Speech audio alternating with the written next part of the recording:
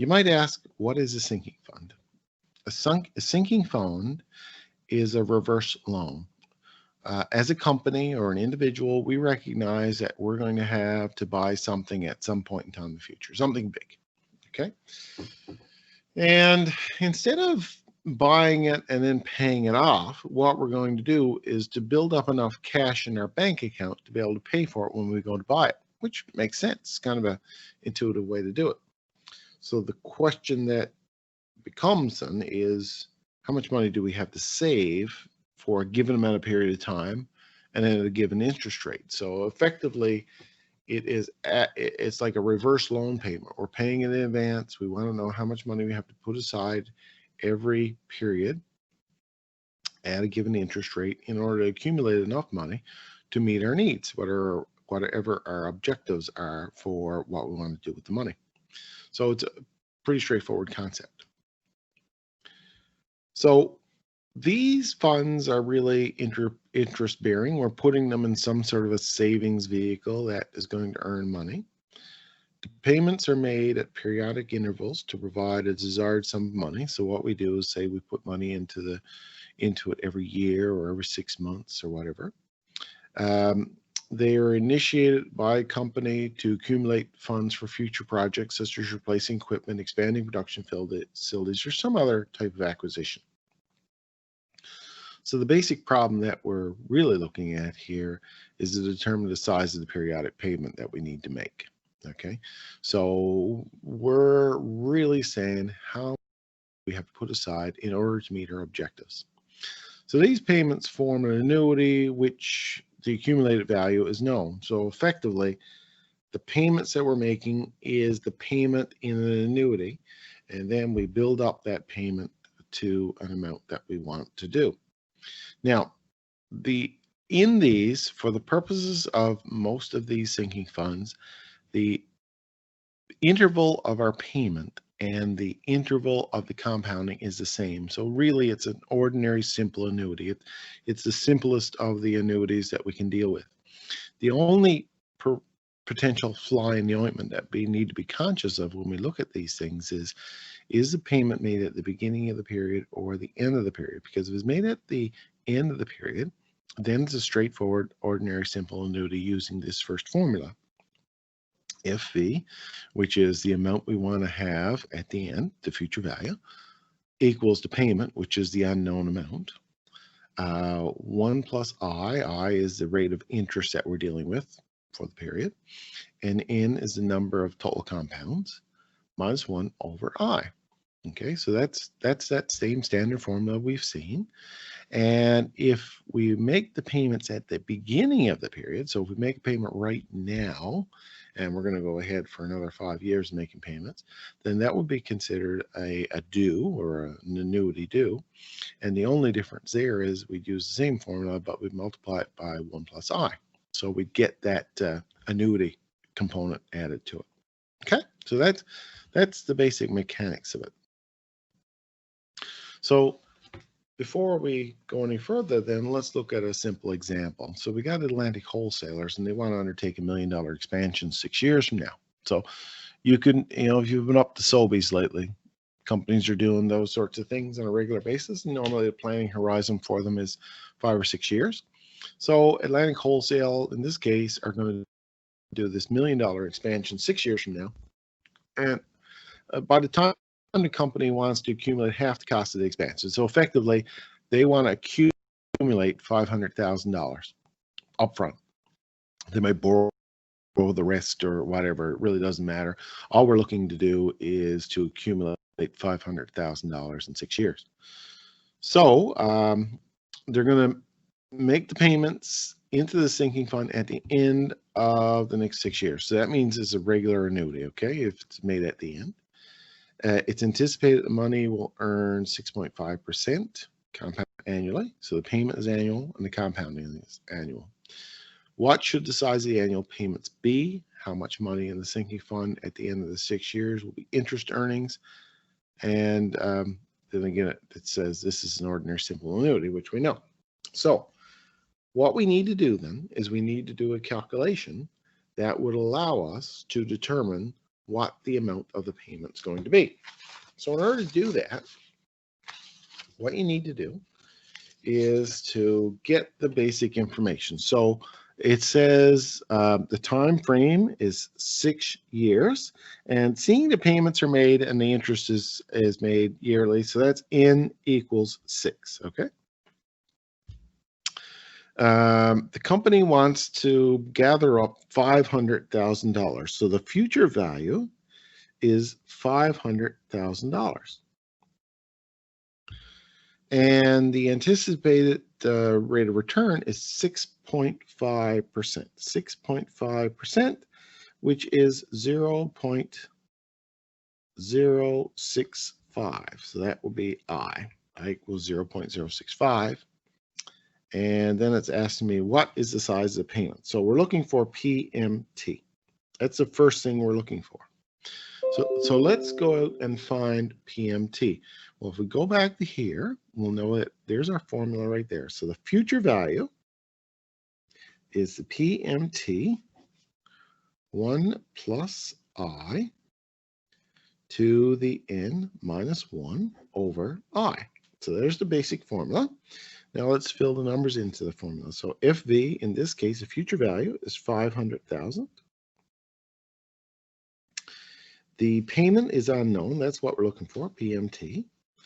1 plus 0.065 to the power of N, and N in this case is 6 minus 1 over 0.065. Okay. So what we're trying to do here is to solve for PMT. So the first thing we need to do is really to solve up that other side, or that complicated string of numbers there. So let's go and take a minute to do that. And I'll give you guys a few minutes to do that.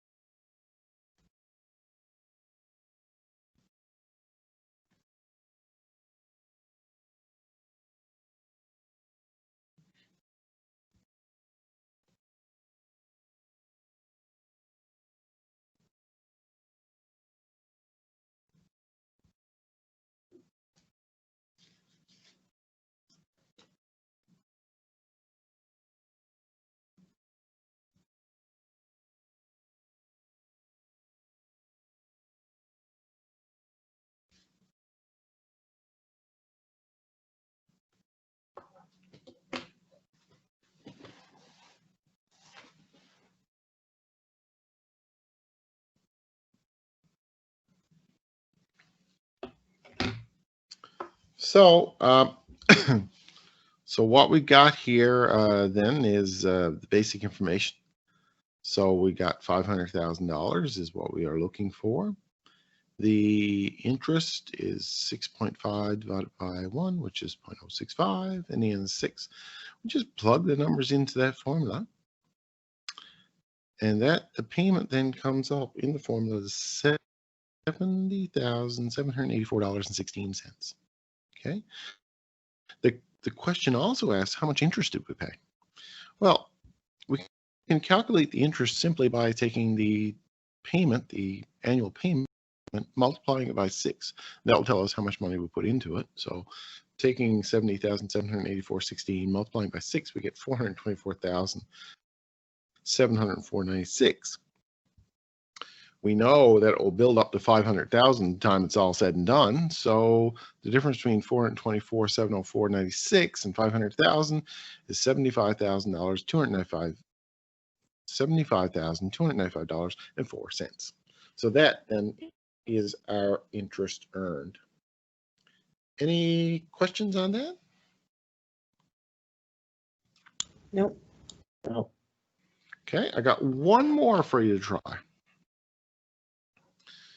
So here's another one. The town of Clarenville is budgeting to purchase a new vacuum truck in 5 years. The budgetary plans call for an accumulation of $350,000 in the 5 years. And we assume that this is made at the end of the period. That's one thing that I should have stated there that I didn't. But the fact of the matter is that how much should be budgeted annually if the rate of return is 10% per annum? So we know the future value is $350,000. We know I is 10% or 0.01.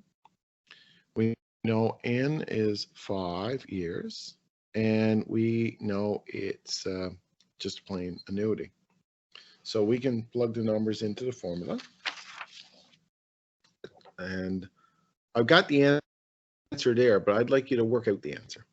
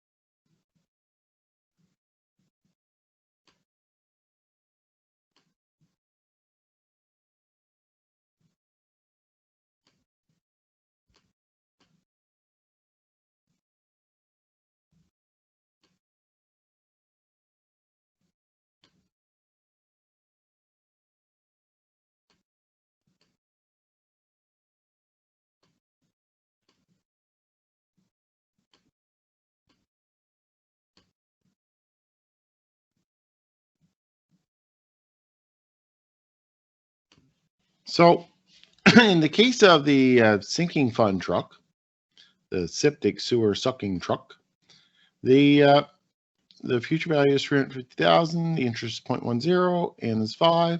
So we just plug $350,000 into the future value. Payment is our question mark. 1.10 to the 5 minus 1, 5 years, 10%.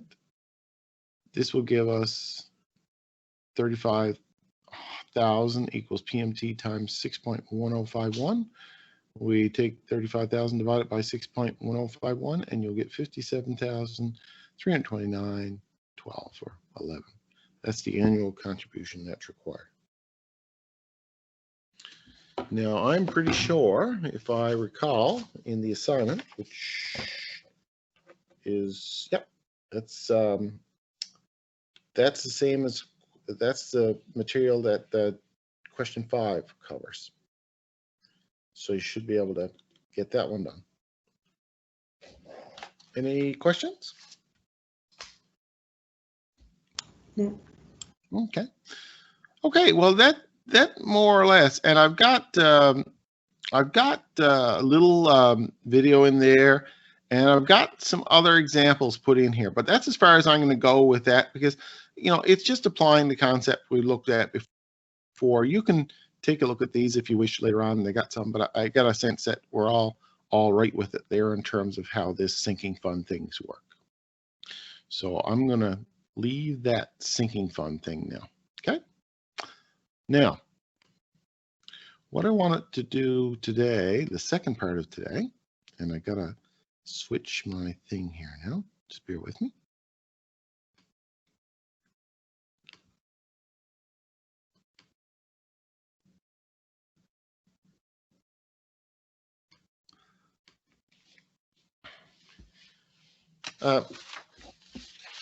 Valuing preferred, this is unit 4, and I'm going to tell you that we're only going to deal with this unit 4 right here. Unit 4, if you look at it in the DLS or inside the module there, unit 4 deals with valuing shares. I'm only going to focus on preferred shares. There's 2 kinds of shares. There's common shares and there's preferred shares. The ones that are normally valued are preferred shares. Common shares are a little bit, not that the math is any more complicated, it's just because they're always fluctuating in value, it's really hard to get an honest to goodness value for them. But preferred shares are, I call them pretty standard instruments. And all we're attempting to do here, just like in this particular example that we just ran through, is we're using the formulas that we've applied before in order to be able to calculate a number that we can put on this if we want it to buy it or want it to sell it. It just kind of estimates the value of it based on a couple of things. Well, based on the interest rate, the time, okay, and the fact that if we've got the interest rate and we've got the time, we should be able to calculate the payment amount. So without any further ado, then I'll look at this concept. So businesses really are child their owners. So they're created through a person's imagination and entrepreneurial ability. In order to start a business, the owner needs to finance venture, and venture financing comes in really 2 forms: borrowed funds, debt, which is, funds from outside the company, someone else. We borrow the money and we pay interest on it, these sorts of things, a loan or some sort of a debt financing. Or the other type of financing is equity financing. This is where the owners buy shares in the company. Okay, so usually debt has an interest rate already attached to. So if you buy, you go and you get $1 million, you're going to pay 5% interest on that $1 million, and you can calculate payments and these sorts of things. So that's pretty straightforward in order to do this calculation. The complication comes in when you have what's called equity financing. So equity financing is money that you, as the owner, loan the business. So the owner invests that money, and you as the owner would like some return on that. So normally equity ownership is represented in two basic types of shares that you buy for a company. Preferred shares, or preferred stock sometimes it's called, and common shares. So preferred stock has limited voting rights by the owners of this type of stock, and they receive dividend payments on a regular basis. So they're it's like if you go and invest money in a company in order to buy it, through preferred shares, you can rest assured that you will get a check at the end of the year for dividends. That's the way the stock is set up. It's pretty consistent. So so if you're getting a payment every year, as long as you own the stock, that is an annuity. In fact, it's a perpetuity because it's an annuity that will keep on going. There's no end point to it. It will continue to pay for as long as you own the stock. So you can consider it to be a perpetuity. And we've talked about perpetuity as continuous annuities. Okay. Now, so the way it is with preferred stock is that these preferred shareholders get the priority over common shares in terms of the payments, or in case of the business going bankrupt. So, as I say, they're pretty common. They're pretty, standard, I'll call it. Common stock entitles the owners to vote in shareholders' meetings and potentially receive a dividend, but there's no guarantees. They might pay a dividend one year, they might not pay a dividend in another year. Because of that, that's a more complex calculation, or can be a more futile calculation. So I'm going to ignore valuing common shares for our purposes today. I'm only going to look at the preferred stock valuation. So the dividends of preferred stocks are different from and generally greater than those of common stocks. So when a buyer invests in a preferred stock, he or she will have a clear idea of what to expect and how to expect the dividend, because dividends are paid on regular intervals. In order to be able to calculate the value of the stock, if we know the value of that dividend, so we know the payment more or less, and we know the interest rate, we should be able then to work backwards using the perpetuity formula, which is the present value because payment over the rate. We should be able to work backwards in order to calculate the present value of the perpetuity, which is the value of the stock. So, so we need to be able then to gather up these pieces of information in order to calculate the value. So we're going to be estimating the cost of the preferred stock by taking the annual dividend payment, which is the par value of the share times the stated dividend rate, and dividing it by the required rate of return. So PMT is simply, well, if the stock, say for example, has a 10% dividend, well, 10% of whatever you bought the stock for, let's say $1,000, so that would be $100. So the payment we know is going to be $100. We divide it by the required rate of return that the market will argue that we should get paid. So it could be 20%. So we'll take the $100, divide it by 20%, and we'll know that the stock value, then the present value of the stock should be $2,000, I believe, in my example. So here is an example. So we're being told to find the price of the share of preferred stock given that the par value is $100 per share and the preferred dividend rate is 8% and the required rate of return is 10%.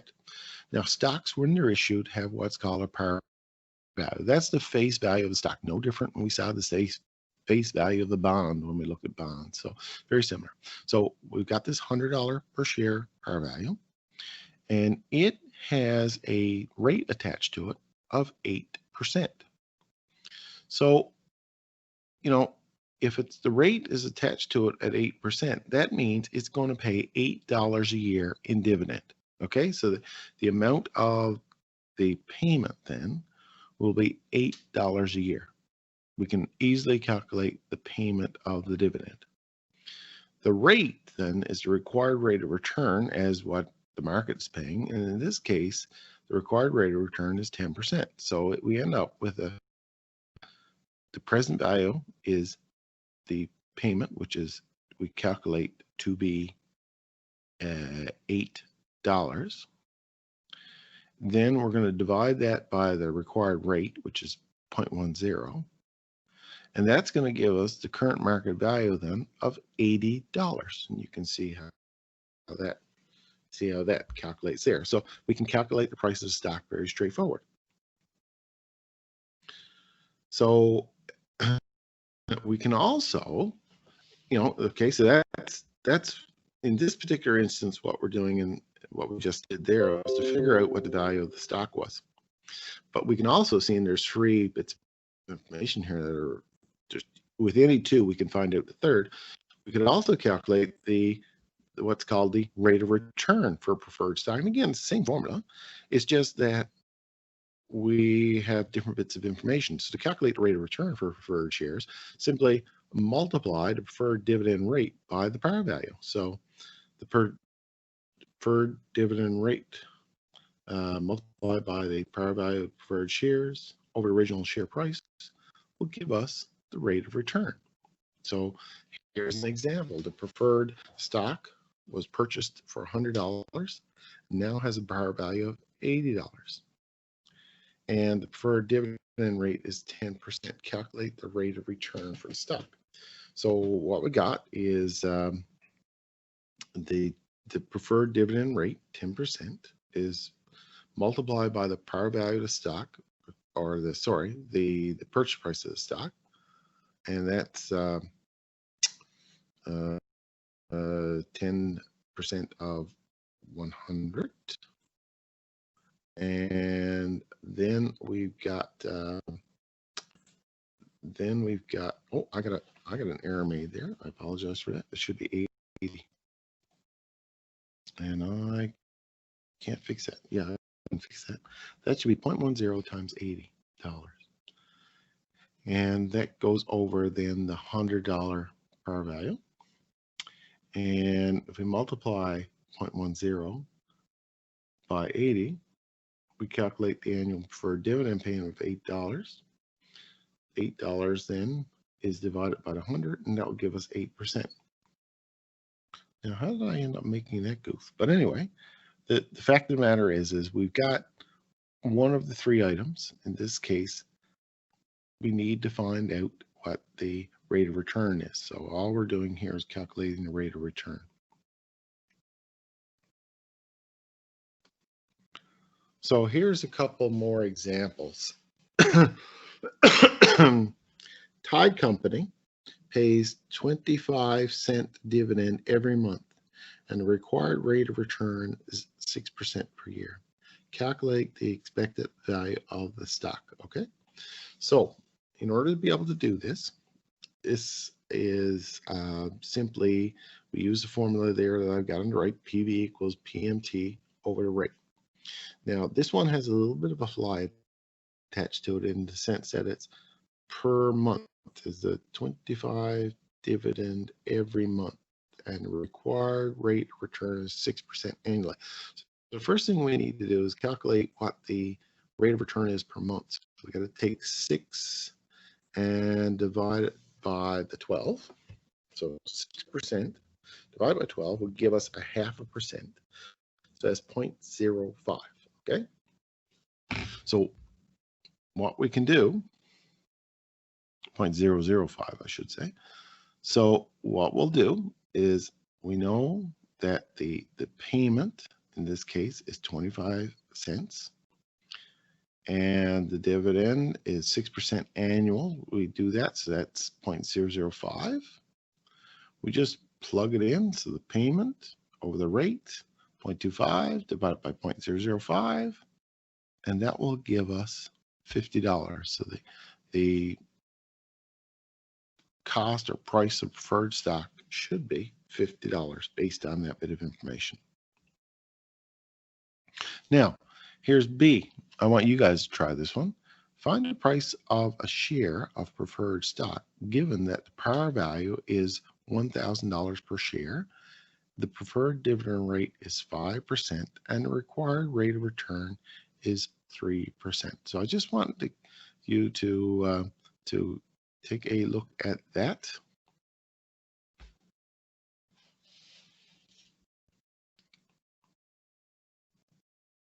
Okay, I'm going to go back and find an example for you, see if I can do that.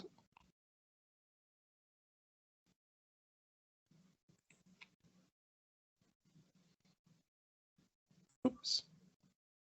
So there would be the example.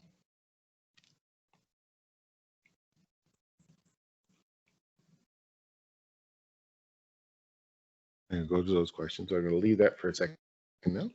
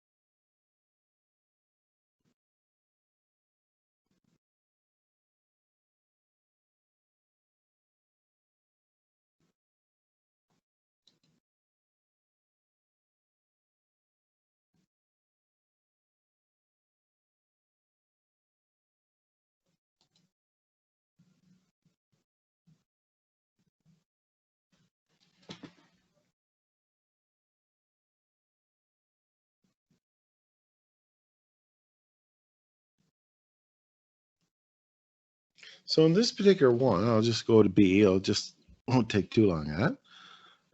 What we're doing is it says find the price of the share of preferred stock given the par value of $1,000 per share. The preferred dividend rate is 5% and the required rate of return is 3%.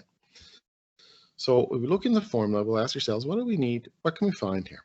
Well, we can find the payment. It's $1,000 share and the preferred dividend rate is 5%. 5% of 1,000 is $50. So that's all that's saying to us, is that every year we'll get $50 for this stock in terms of the dividend. So we'll pay $50. So the payment is 50. We know too the required rate is 3%. So it's really $50 divided by 3%. And if we do the math on that, that's 50 divided by 0.03. And that will come out to $1,666.67. Okay, there it is right there. So the annual dividend payment is $50, and that's 1,000 times 0.05, and divided by the required rate of return. And that will give us 1,666.67. See that?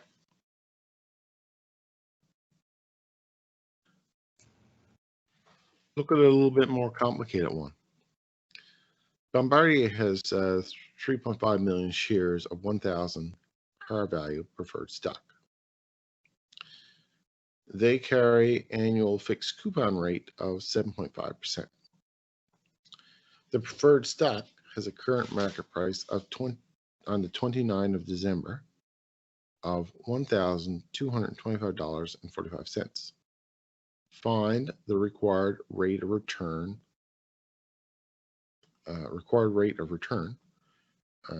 So cost of the preferred stock. So what we need to do in this particular one, then is to ask ourselves,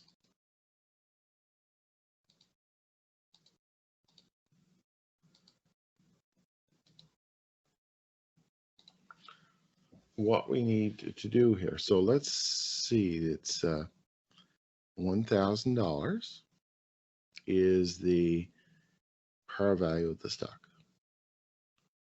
The fixed coupon rate is 7.5, so that means every year that will pay 7.5. 7.5% of 1,000, it's 1,000 divided by 0.075, should be $75.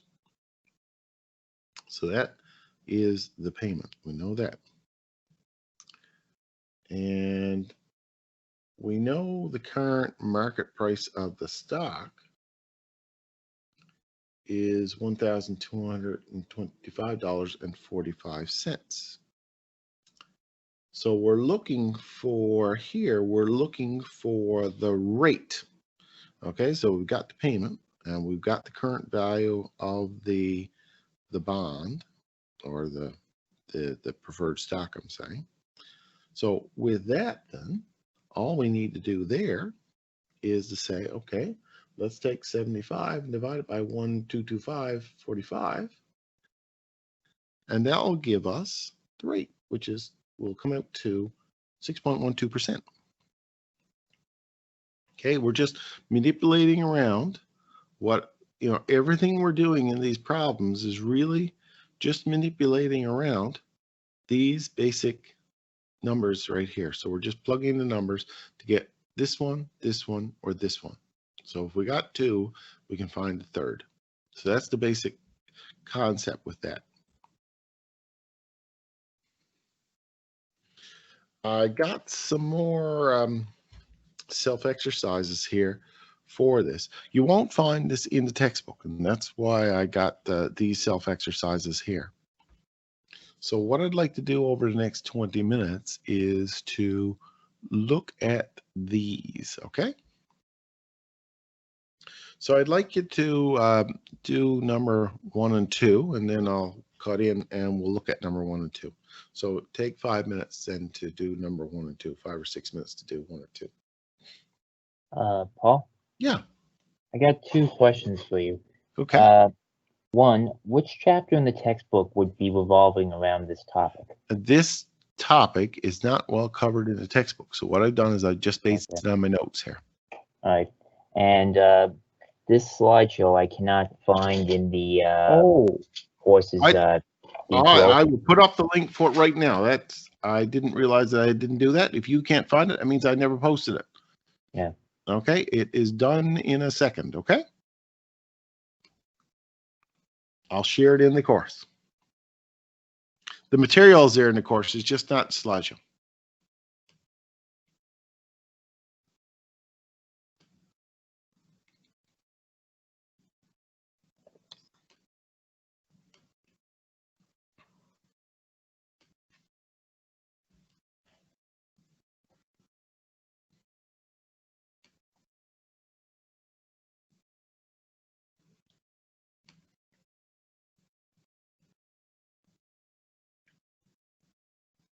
I thought I had done that.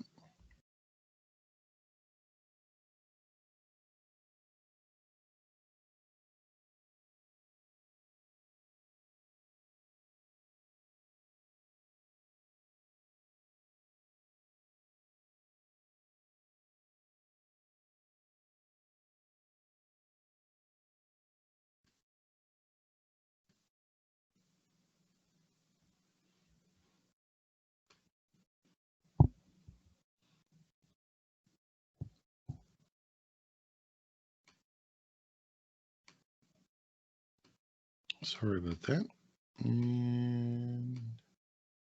Okay, I got it published now in the course, so you should be able to see that. It's right in the news section.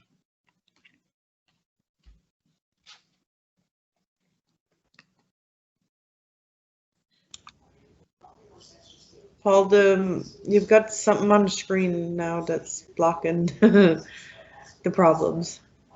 Oh, sorry. I got lots of screens open. That's the thing. There we go. Sorry. So I get the link to it put in the course. Now, if you go to the course, you'll find the link.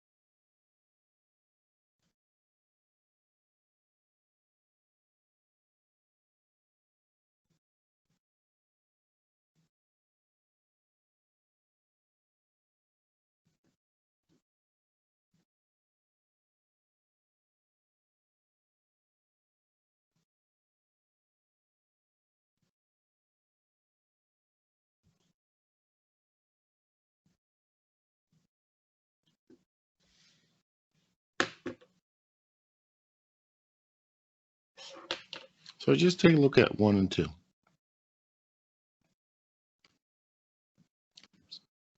Number 1,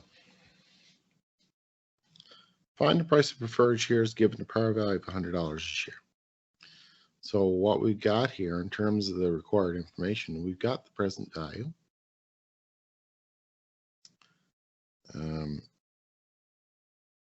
We're looking for a present value.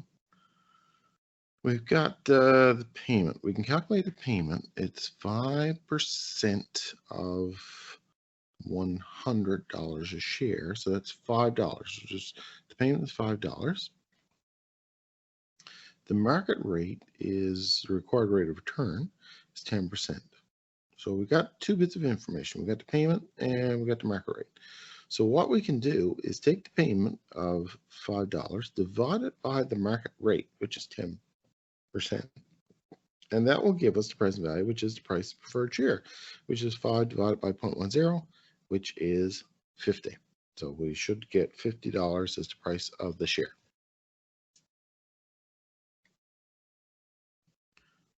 The second one, in the case of the second one, we're being asked to calculate the rate of return. So in this case, the rate of return is the missing information. Okay, so the R is the question mark. We can calculate the payment. It says it's $75 with a dividend rate of 15%. So we can calculate that. Well, 75 times 0.15, it will give us the payment, which should be $11.25. And so we got the payment, we've got the present value, which was 100. So what we're going to do is calculate R. So that's 11.52%, or the value of R. If we do the math on it, the value of R will be 0.1125, which is 11.25%. Just a matter of jigging around the numbers there in order to get that to work. Any questions on 2 of those?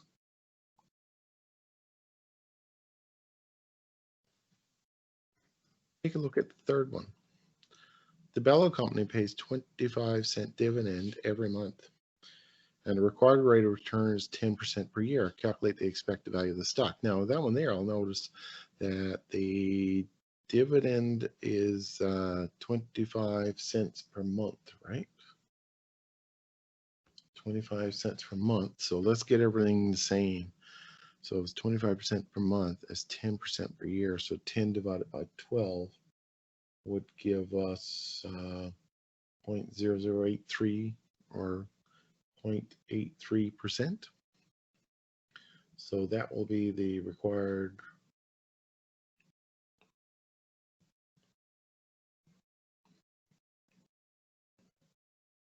rate of return. So we've got the payment and we've got the required rate of return. So we got PMT and we got R. So we should be able to calculate that one.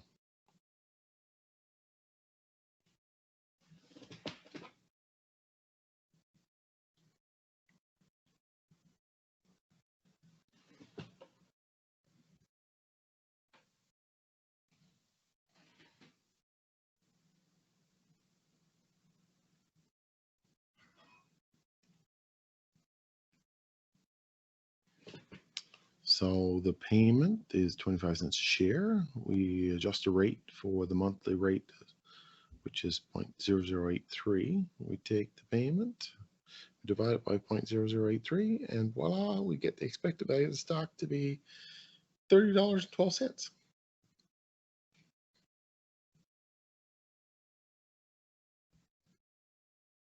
These are pretty straightforward calculations.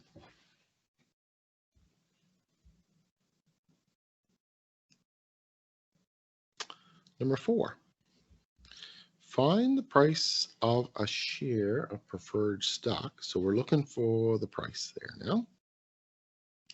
Given the par value of $100 per share, the preferred dividend rate is 5% and the required rate of return is 8%. So if the Value of the stock is 100, and the preferred dividend rate is 5%. 5% of 100, which is $5, will be the payment. So we got the payment. And the required rate of return is 8%. So if we took $5 and we divided it by 8%, that's 5 divided by 0.08. It will give us value of the stock, which is $62.50. Why is it 5 and not 50? What did I miss? 5% of 100. Oh, 5% of 100. You were thinking 1,000. Yeah, it's 5% of 100.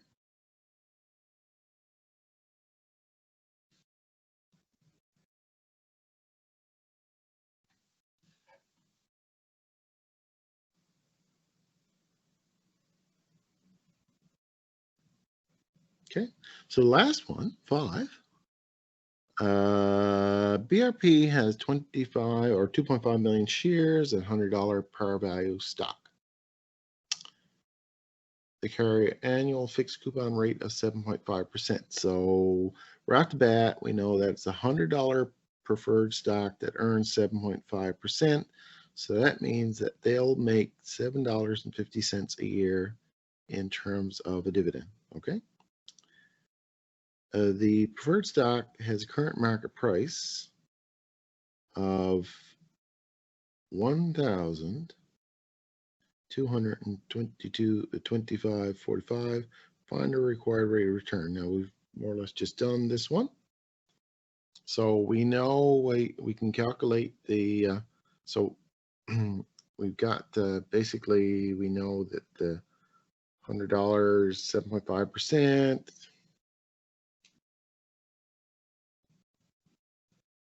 Okay, so we know the annual dividend of $7.50. The present value, we got that too as 1,225.45. So we can do the math on that, and we will get 750 divided by 1,225.45, which gives you 0.006. I think that's right, 0.006, and that equates to 0.6%.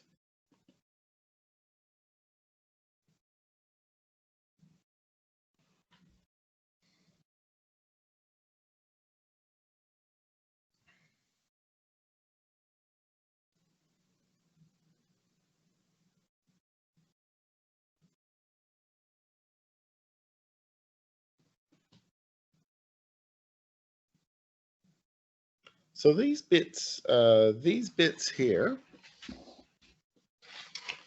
preferred stock. I'm looking for my assignment again, and I have it in my fingers. And where did I put it? Right here.